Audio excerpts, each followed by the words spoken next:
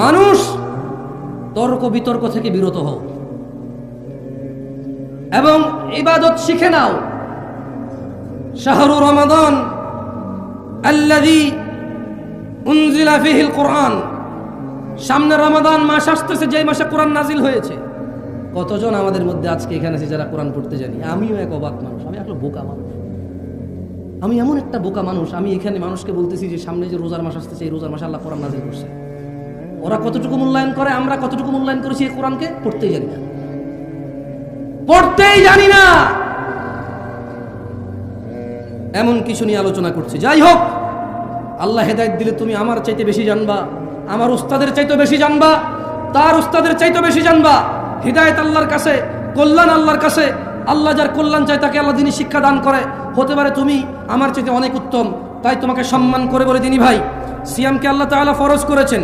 বলেছেন তোমরা যারা ঈমান এনেছো তোমাদের জন্য সিয়ামকে ফরজ করা হয়েছে, যেমন তোমাদের আগের লোকজনদের উপরে ফরজ করা হয়েছিল, যাতে তোমরা আল্লাহ ভীরুতা অর্জন করো। ও নারায়ণগঞ্জের মানুষ, ও রূপগঞ্জের মানুষ, তোমরা যদি চাও আল্লাহকে ভয় করবা। প্রশ্ন, কিভাবে আল্লাহ ভীরুতা অর্জন করব? তবে আল্লাহ বলছেন কামা কুতিবা আলাল্লাযীনা মিন ক্বাবলিকুম লাআল্লাকুম তাত্তাকুন, তোমাদের উপর সিয়াম ফরজ করা হয়েছে যেমন তোমাদের আগের লোকদের উপরে ফরজ ছিল। কেন সিয়ামকে আল্লাহ ফরজ করেছে? তুমি যদি রোজা পালন করো, তোমার ভিতরে আল্লাহ ভীরুতা, তোমার ভিতরে আল্লাহর তাকওয়া, আল্লাহর ভরসা, আল্লাহর ভয়, আল্লাহর ভালোবাসা বৃদ্ধি পাবে। তুমি সিয়াম ছাড়া আল্লাহ ভীরুতা এত সহজে কোনো কিছুতে পাবা না। জেনে নাও, যারা আমরা নিজেকে মুসলিম বলে দাবি করছি অথচ সালাত আদায় করি না, অথচ নিজেকে মুসলিম বলি, 90% মুসলমানের দেশ বলে চিল্লাচিল্লি করে বক্তব্য দেই, হোক সেটা রাজনীতির মাঠ, হোক সেটা ওয়াজের মাঠ, কিছু হইলে বলি 90% মুসলমানের দেশে এরকম চলবে না, ওই রকম চলবে না, ঠিক কিনা? জেনে নাও কত ভাগ মুসলমানের দেশ, এটা জেনে নাও। এত ভয় কেন? পার্সেন্টেজে এত তোমার সংশয় কেন? জেনে নাও না মুসলমান কত পার্সেন্ট। ইসলামের স্তম্ভ 5টি। কয়টি? জোরে বলেন, কয়টি? আন ইবনে উমর রাদিয়াল্লাহু আনহুমা قال, ইবনে উমর রাদিয়াল্লাহু আনহুমা বলেন, قال রাসূলুল্লাহ সাল্লাল্লাহু আলাইহি ওয়াসাল্লাম, আল্লাহর রাসূল সাল্লাল্লাহু আলাইহি ওয়াসাল্লাম বলেছেন, বুনিয়াল ইসলামু আলা খামস, ইসলামের স্তম্ভ 5টি। মানে যেই লোকের কাছে এই 5টা জিনিস আছে শুধু সেই নিজেকে মুসলিম বলতে পারবে, এর বাইরে কেউ বলতে পারবে না। 90% 100% এখন বেরিয়ে যাবে। কত ভাগ মুসলমানের দেশ এটা? এখানে কতজন মানুষ মুসলমান? বের করতে কঠিন কিছু হবে না। আল্লাহর নবী সাল্লাল্লাহু আলাইহি সাল্লাম বললেন, শাহাদাতি আল্লা ইলাহা ইল্লাল্লাহ, যে এই সাক্ষ্য দেয় আল্লাহ ছাড়া সত্য কোনো ইলাহ নেই, ওয়া আন্না মুহাম্মাদার রাসূলুল্লাহ, আর মুহাম্মদ সাল্লাল্লাহু আলাইহি সাল্লাম হচ্ছে আল্লাহর বান্দা এবং আল্লাহর রাসূল প্রেরিত। ওয়া ইকামিস সালাহ, সালাত আদায় করে। ওয়া ইতাইজ যাকাত, এবং ধন সম্পদশীলরা যারা যাকাত দেয়। ওয়াল হজ, সমর্থবানদের মধ্যে যারা হজ করে। ওয়া সাওমি রমাদান, এবং রোজার মাসে যারা সিয়াম পালন করে। রাওয়াহুল বুখারী। আল্লাহর নবী বলছেন, বুনিয়াল ইসলামু আলা খামস, এই ইসলামটা 5টা খুঁটির উপরে টিকে আছে। যারা এই 5টা খুঁটিকে ধারণ করেছে তাদের মধ্যে ইসলাম আছে, তারা হচ্ছে মুসলমান। আর যে একটা ছেড়ে দিল, আর একটা ছেড়ে দিল, পড়ে গেল। সিয়াম ছেড়ে দিল, যাকাত ছেড়ে দিল, হজ ছেড়ে দিল, তৌফিক থাকা সত্ত্বেও, সবচাইতে হতভাগা হচ্ছে তারা, সবচাইতে হতভাগা হচ্ছে তারা। নামাজ পড়তে টাকা লাগে না, নামাজ পড়তে ধনী হওয়া লাগে না, নামাজ পড়তে ফর্সা হওয়া লাগে না, নামাজ পড়তে হাত পা থাকা জরুরি নয়, নামাজ পড়তে মানে প্রতি ওয়াক্তে গোসল করা জরুরি নয়, নামাজ পড়তে দিনক্ষণ অপেক্ষা করে জেগেই থাকতে হবে, বসেই থাকতে হবে, দাঁড়িয়েই থাকতে হবে, কতক্ষণ ঘন্টার পর ঘন্টা তওয়াফ করতে হবে, এই ধরনের কোনো শর্ত নেই। মহিলা পুরুষের আলাদা বিধান নেই, ধনী দরিদ্রের আলাদা বিধান নেই। হতভাগা তারা যারা সালাতকে ত্যাগ করেছে। আল্লাহর নবী বলছে ইসলামের স্তম্ভ 5টি, আল্লাহকে সাক্ষী দেওয়া, ওনার রাসূলকে সাক্ষী দেওয়া এবং সালাত প্রতিষ্ঠিত করা, সমর্থবান যাকাত দেওয়া, সমর্থবান হজ করা। 11 মাস শেষে 1 মাস রোজার মাস যারা পেল তারা রোজা রাখবে, তারাই হচ্ছে মুসলমান। এটা হচ্ছে ইসলামের স্তম্ভ। কয়েকটি কাজ একনিষ্ঠভাবে করলেই আমরা জান্নাতে প্রবেশ করতে পারি, যার অন্যতম হলো সিয়াম। জান্নাতে প্রবেশ করতে চান কারা? অনেকগুলো সহজ পদ্ধতি রয়েছে, একটা আমি আজকে উল্লেখ করব এখানে। আন জাবিরিন রাদিয়াল্লাহু আনহু, এটা নারায়ণগঞ্জ, আপনারা না করিয়েন, এটা ঢাকা শহর। সব মানুষ এখানে বইঙ্গে ওদের এলাকায় এসে কাজ করে, ওরা পয়সাওয়ালা, অহংকারী, দাম্ভিক, ওরা বহু হুজুরকে এর আগে উঠাইছে। ঢাকা বেড়াইত, বংশাল, পুরান ঢাকা, এই নারায়ণগঞ্জ, তারপর হলো কেরানীগঞ্জ, ওদিকে হলো গাজীপুর, টঙ্গী, বাংলাদেশের সব হুজুরকে ওরা তুলছে, ওয়াজ করে আইনে আইনে হুজুরদেরকে ফর্মে তুলে দিচ্ছে। ওরা চিল্লাচিল্লি করবে না, ওয়াজ এসে কে করবে? সব মানুষ ওদের ভাড়াটিয়া। এখানে যদি আমি ভাড়ায় থাকতে আসি, আমার কোনো আত্মীয় স্বজন নাই, ওর বাপ দাদা 14 গোষ্ঠী এখানে, ওর শক্তিগত, ও কথা বলবে না, কে কথা বলবে? হ্যাঁ, না করছেন আপনার এত বড় সাহস ওকে? ছোট ভাই এখানে এসে বলো, তোমার এলাকা, তোমারই তো ক্ষমতা, তুমি বলবে না, কে বকবক করবে, কে বলো? তুমি ভাই না করেন না প্লিজ, আমাকে নিয়ে আসছেন কথা বলতে, আমি ওদের সাথে কথা বলি। ছোট ভাই তোমরা এখানে এসে কথা বলো, আরে ঢিঙ্কা চিকা লাগাই দাও, সমস্যা কোথায়?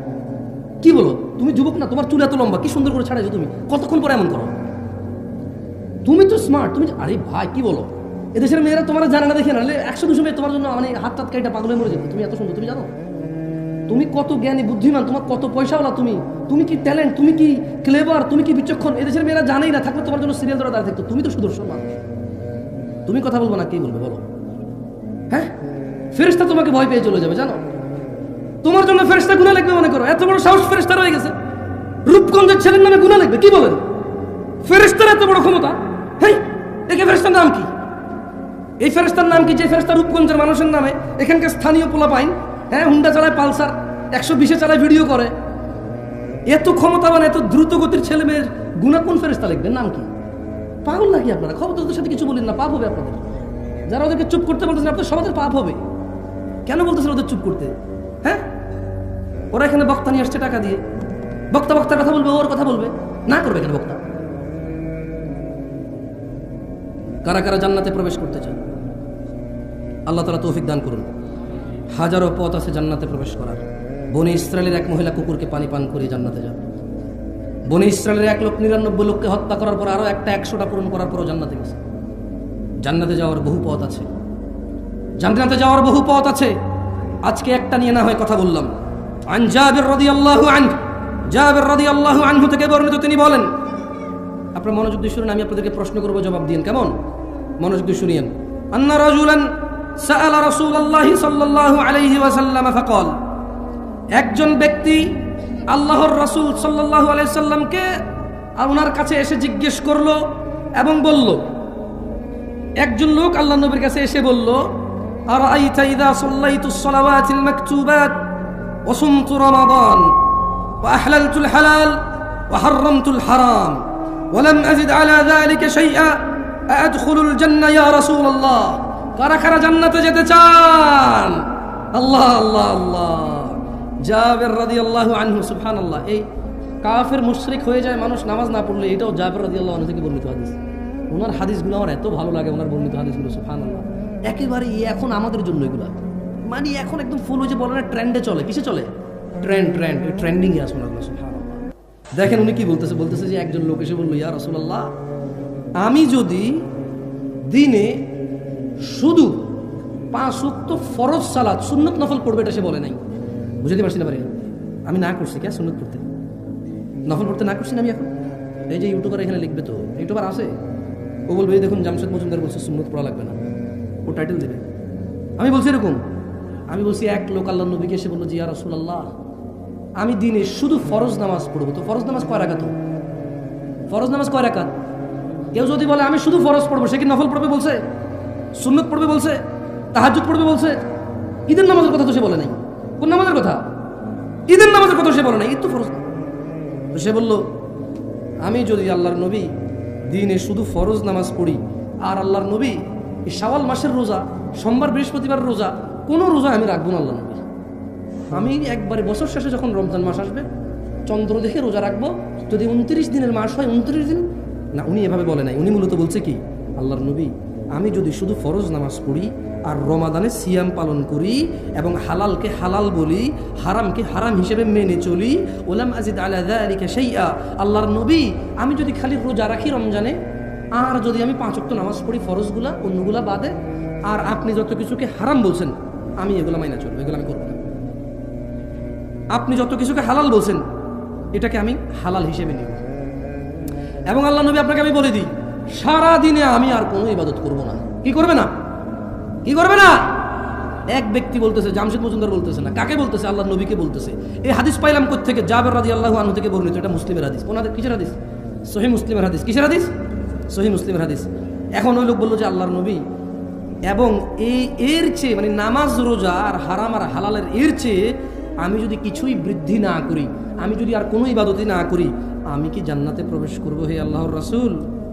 কল, আল্লাহর নবী বলল যে না, তুমি জান্নাতে যাবা যদি ন্যূনতম কি করেন,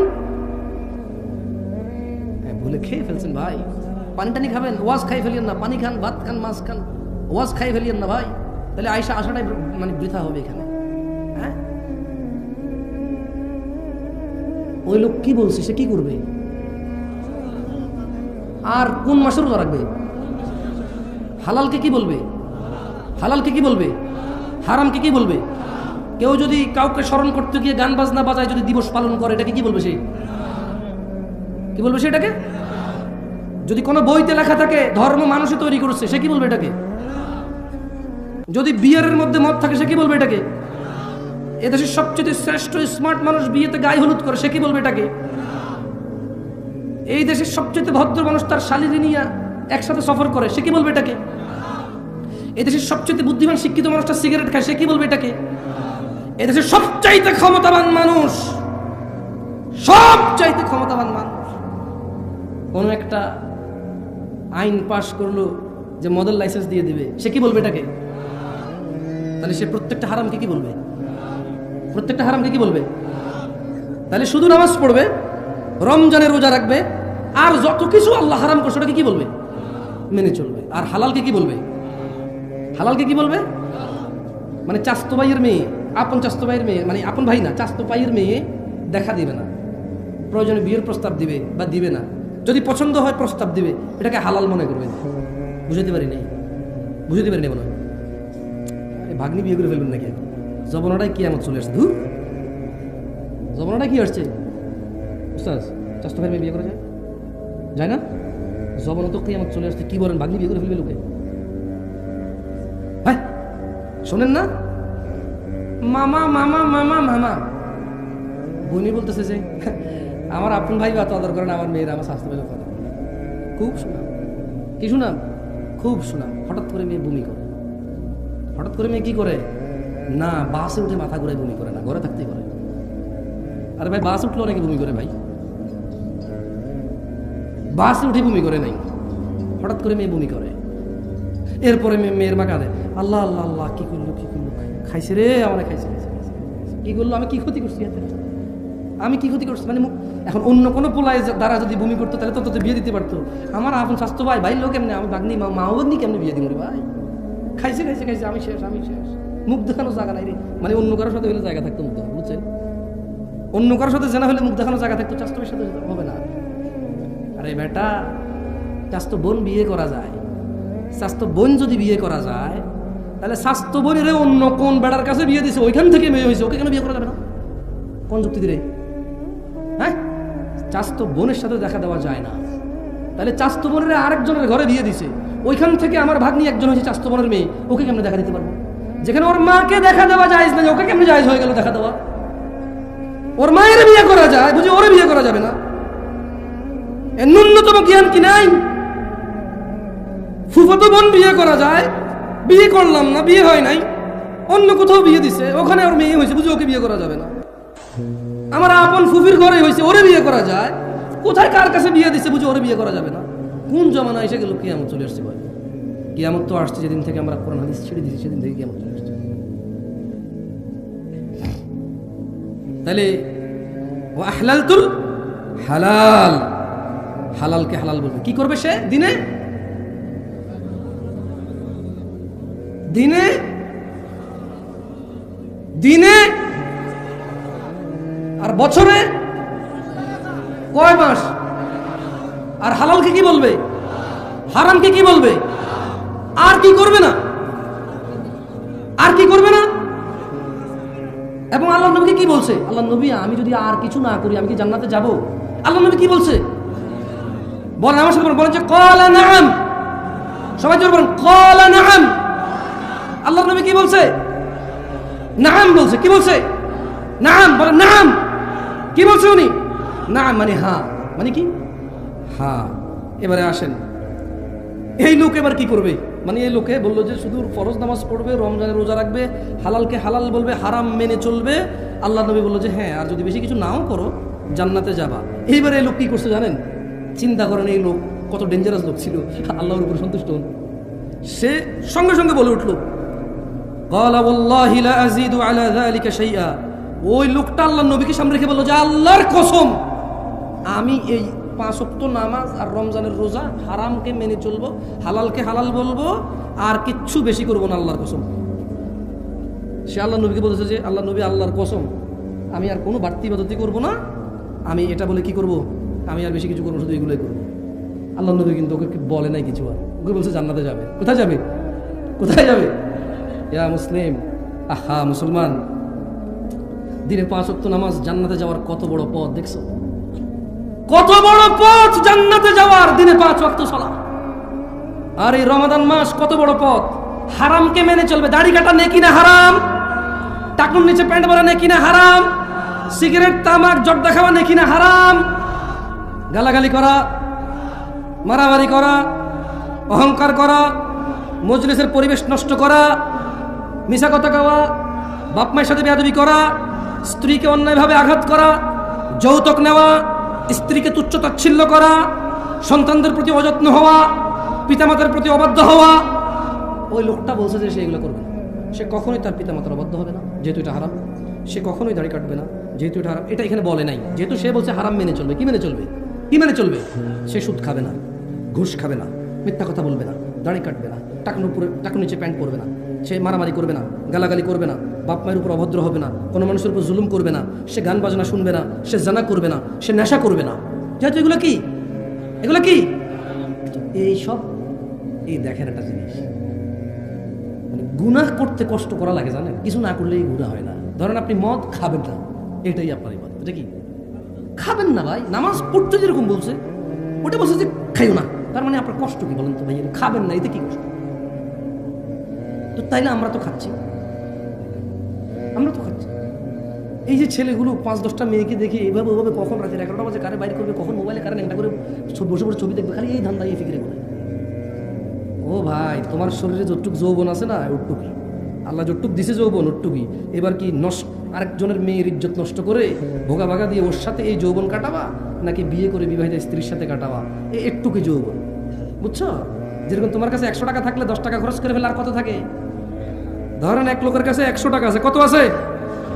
5 টাকার মদ খেলো, কি খেলো? 5 টাকার গাঁজা খেলো, কি খেলো? গাঁজা। 5 টাকা দিয়ে, তারপরে 5 টাকা দিয়ে সে মুত খেলো, কি খেলো? 5 টাকায় ঘু খেলো, কি খেলো? 5 টাকা ছিঁড়ে ফেলে দিছে। এভাবে তার 25 টাকা চলে গেলে আর কত থাকে? কত থাকে? আর বাকি 25 টাকা দিয়ে সে কি করলো? এইভাবে পেঁচায়া সিগারেট জ্বালায় খাইয়ে ফেললো। বাকি 25 টাকা কি করলো? এইভাবে পেঁচায়া সিগারেট বানায়া এর ভিতরে সাদা পাতা জর্দা মর্দা বুংবাং দিয়া উড়াই দিল। তার কাছে কত থাকে? এবার যদি এই 50 টাকার নোট ভূগোলের নিচে নিয়ে যদি দৌড়াদৌড়ি করে, এটা 100 টাকা হবে? বালিশের নিচে রেখে 100 হবে? হবে 100 টাকা? এমনি এমনি ঘষাঘষি করলে হবে? ছোট ভাই, যৌবনটাও তো এরকম আল্লাহ দেওয়া রিজিক। যতটুকু আল্লাহ রিজিক দিয়েছে অতটুকুই। এখন আজে বাজে কাজে নষ্ট করবা, আজে বাজে কাজে নষ্ট করবা, পরে তোমার স্ত্রী বঞ্চিত হবে, ওখানে তুমি লাঞ্ছিত হবা, ওখানে তুমি কথা বলার জন্য তোমার অতটুকু তোমার সৎসাহস থাকবে না, তোমার বউ তোমার উপরে চিল্লাবে, কারণ তুমি তোমার রিজিক আগেই নষ্ট করে বসে আছো। এরপরে রসুনের কুশ বকুলের নিচে দিয়ে হাঁটা লাভ হবে না। বুঝে আসছে? রিজিককে সম্মান করো। এই সুস্থতা আল্লাহর দেওয়া রিজিক, এই যৌবন আল্লাহর দেওয়া মহারিজিক, এই সম্পদ আল্লাহর দেওয়া মহারিজিক, এই জ্ঞান আল্লাহর দেওয়া মহারিজিক, এই চোখ আল্লাহর দেওয়া রিজিক, এই মুখ আল্লাহর দেওয়া রিজিক, এই দুহাত দুপা আল্লাহর দেওয়া রিজিক, এই সুখ দুঃখের অনুভূতি আল্লাহর দেওয়া রিজিক। এগুলাকে পরোয়া করো। আন আবি হুরায়রা রাদিয়াল্লাহু আনহু, ও ভাইরা আমার, জান্নাতের দরজা খুলবে সামনের মাসে। কারা কারা ওই দরজায় প্রবেশ করবে সিদ্ধান্ত নিয়ে নাও। আবু হুরায়রা রাদিয়াল্লাহু আনহু থেকে বর্ণিত, তিনি বলেন রাসূলুল্লাহ সাল্লাল্লাহু আলাইহি ওয়াসাল্লাম বলেছেন, এটাও জাবের এটা হচ্ছে আবু হুরায়রা রাদিয়াল্লাহু আনহু থেকে বর্ণিত, তিনি বলেন রাসূল সাল্লাল্লাহু আলাইহি ওয়াসাল্লাম বলেছেন, ইযা জাআ রমাদান ফুতিহাত আবওয়াবুল জান্নাহ, জান্নাতের দরজাসমূহ খুলে দেওয়া হয় যখন রোজা আসে। কোন দরজা খোলে? যেতে চাও? তাহলে কি করতে হবে? অ্যাট লিস্ট কমসে কম কি করতে হবে? যদি কোনো মানুষ জান্নাতে যেতে চায়, ও কমসে কম দিনে কয়বার নামাজ পড়তে হবে? কমসে কম কত রাকাত? কমসে কম কত রাকাত? বছরে কমসে কম কত মাস রোজা রাখতে হবে? আর যত কিছু হারাম এগুলোকে কি করতে হবে? কি করতে হবে? এবং সে বাকি হালালকে হালাল বলবে, কিন্তু সে ইবাদত করবে না। মানে ওই লোকের কথা বলতেছি, ওই ব্যক্তি যিনি আপনাদেরকে না করছেন না, যারা যারা লেখাছেন টাকা দিবেন, পরে বলেন না যে ভাই আমি আর কিচ্ছু করবো না, শুধু নামাজ পড়ে রোজা রাখবো। এই ঘটনা আমার ঘটাই দিয়ে ভাই, কারণ যতদিন ওয়াজ করছি, যতটুকু সঠিক বোঝার কথা অতটুকু না বুঝে মানুষ শুধু যতটুকু ভুল বোঝার অতটুকুই বুঝছে। আমি আপনাদের অনুরোধ করি, বলবো বুঝিয়েন না, সমস্যা নাই, ভুল বুঝিয়েন না। কেমন? কিচ্ছু বুঝিয়েন না, অসুবিধা নাই, ক্ষতি নাই। ভুল বুঝলে অনেক ক্ষতি, ফিতনা হয়ে যাবে। আল্লাহর নবী বলছেন, যখন রমাদান আসে জান্নাতের দরজাসমূহ খুলে দেওয়া হয়, ওয়াগুল্লিকাত আবওয়াবুন নার, জাহান্নামের দরজা বন্ধ করে দেওয়া হয়, ওয়াসুফফিদাতিশ শায়াতিন, শয়তানদের বন্দী করে ফেলা হয়। আচ্ছা, রোজার মাসে যদি শয়তান বন্ধ হয়ে থাকে, তো রোজা রাখে না যে লোকটা, সিগারেট খায়, জানা করে, দিনের বেলায় স্ত্রী সহবাস করে, মুসলমান বলে নিজেরে, ইয়াতেরে কোন শয়তানে করে? কইতে পারে? ভুল বলছেন। আল্লাহ বলছেন মিনাল জিন্নাতি, মিনাল জিন্নাতি, মিনাল জিন্নাতি। তার মানে শয়তান কয় প্রকার? জিন শয়তান, মানুষ শয়তান। যেটা মানুষ শয়তান আউযুবিল্লাহ বললে সহজে এটা যায় না, যেটা জিন শয়তান ওটা সহজে চলে যায়। আল্লাহ আমাদেরকে বোঝার তৌফিক দান করুন। যাই হোক দিনী ভাইরা, এই বিভ্রান্তিতে পড়বেন না যে রমাদান 10 দিন রহমত, 10 দিন নাজাত, 10 দিন মাগফিরাত, এরকম 10 দিন ভাগ করেন না। কেমন? আবু হুরায়রা রাদিয়াল্লাহু থেকে বর্ণিত, তিনি বলেন আল্লাহ নবী সাল্লাল্লাহু আলাইহি ওয়াসাল্লাম বলেছেন, আদম সন্তানের প্রতিটি কাজই তার নিজের জন্য, রোজা ব্যতীত। কেননা সিয়াম আল্লাহর জন্য, আর আল্লাহ এটার প্রতিদান দেবে, সুবহানাল্লাহ। যাই হোক, আমি আসলে আপনাদের এখানে আর বেশিক্ষণ বসায় রাখবো না। একটা হাদিস মুখস্থ করাই দিয়ে চলে যাবো। যদি আপনারা মুখস্থ করতে চান, মুখস্থ করবেন, তাহলে কিন্তু কয়েকবার পড়তে হবে। রাজি আছেন? আপনারা যখনই আমি বুঝবো যে আস্তে আস্তে বলতেছেন, তখন আমি ফিনিশ করে এখান থেকে বিদায় নেব। এর আগে আমি পড়াবো মুখস্থ করার জন্য। বলেন, আন সাঈদ ইবনুল মুসাইয়িব রাদিয়াল্লাহু আনহু, রাদিয়াল্লাহু আনহু। মুরব্বি বলেন, মুখে মুখে বলেন, রাদিয়াল্লাহু আনহু। আপনি বলেন, রাদিয়াল্লাহু আনহু। আন সাঈদ ইবনুল মুসাইয়িব রাদিয়াল্লাহু আনহু। সাঈদ ইবনে মুসাইয়িব রাদিয়াল্লাহু আনহু থেকে বর্ণিত, তিনি বলেন আল্লাহর নবী সাল্লাল্লাহু আলাইহি ওয়াসাল্লাম বলেছেন, বাইনানা, জোরে বলেন, বাইনানা ওয়া বাইনাল মুনাফিকিনা শুহুদুল ইশা ওয়াস সুবহ লা ইস্তাতিউনাহুমা। সাঈদ ইবনে মুসাইয়িব রাদিয়াল্লাহু আনহু থেকে বর্ণিত, তিনি বলেন আল্লাহর নবী বলেছে যে মুসলমান মানে আল্লাহর নবীর উম্মত বা আল্লাহর বান্দা, আর যারা আল্লাহকে অস্বীকার করে, মুনাফিক, কাফের, মুশরিক। এখানে মুনাফিকের কথাটা বলছে, বুঝছেন? জাবের রাদিয়াল্লাহু আনহু থেকে দুইটা হাদিস আছে, একটাতে মুশরিক বলা আছে, একটাতে মুশরিক কাফের দুইটা বলা আছে। কেমন? সরি, একটাতে কাফের বলা আছে আর একটাতে মুশরিক কাফের দুইটা বলা আছে। তো জাবের রাদিয়াল্লাহু আনহু থেকে বলেছে, তিনি বলেন যে আল্লাহ নবী বলছে, নিশ্চয়ই মুনাফিক আর মুসলমানদের মধ্যে পার্থক্য হচ্ছে ঈশা আর ফরজ নামাজ ত্যাগ করা। কারণ মুনাফিকের জন্য ফজর আর ঈশা পড়া কষ্ট হয়ে যায়। কত ভাগ মুসলমানের দেশ? হ্যাঁ, এখনো 90 ভাগ। কমে না রে ভাই, কমে না। কয়ে মানির মান জুতা দিয়ে যায় না, এখনো কমে না 90 ভাগ। হ্যাঁ না, ও মার খেমনি বড় বড় হুজুররা বা রাজনীতির নেতারা সব এই জায়গায় এসে কথা বলে 90 ভাগ মুসলমান দেশ। কি কয় 90 ভাগ মুসলমান দেশ? মুসলমান তাহলে হয় কেমনে আসলে? মানে কোন কাজ করে, মানে মুসলমান কোন কোন কাজে মুসলমান হয়? আমরা তো জানি যে অনেক কাজে মুসলমানিত্ব চলে যায়। এখন যাই হোক, কেউ যদি আল্লাহকে মেনে চলে মুসলমান হয়, তাহলে ওকে আল্লাহ জান্নাত দেবে। আর যদি কেউ মানুষকে মেনে মুসলমান হয়, ওই মানুষের যা ক্ষমতা সে তা দিবে তাকে, যদি পারে বাঁচাবে। বলেন, আন জাবের রাদিয়াল্লাহু আনহু, জাবের রাদিয়াল্লাহু আনহু থেকে বর্ণিত, তিনি বলেন আল্লাহর নবী সাল্লাল্লাহু আলাইহি সাল্লাম বলেছেন, বাইনার রাজুলি, জোরে বলেন তো, দেখেন তো মুখস্থ হয় কিনা, বাইনার রাজুলি ওয়া বাইনাশ শিরকি ওয়াল কুফরি তারকুস সালাহ বলেন বান্দা শিরিক এবং কুফরের মধ্যে পার্থক্য হচ্ছে নামাজ ত্যাগ করা। কাফের কি মুসলমান? মুশরিক কি মুসলমান? কত ভাগ মুসলমানের দেশ? আল্লাহর নবী বলছে বান্দা আর মুশরিক কাফেরের মধ্যে পার্থক্য হচ্ছে নামাজ। কি? যে নামাজ পড়ে সে হলো বান্দা, যে নামাজ পড়ে না সে মুশরিক ও কাফের।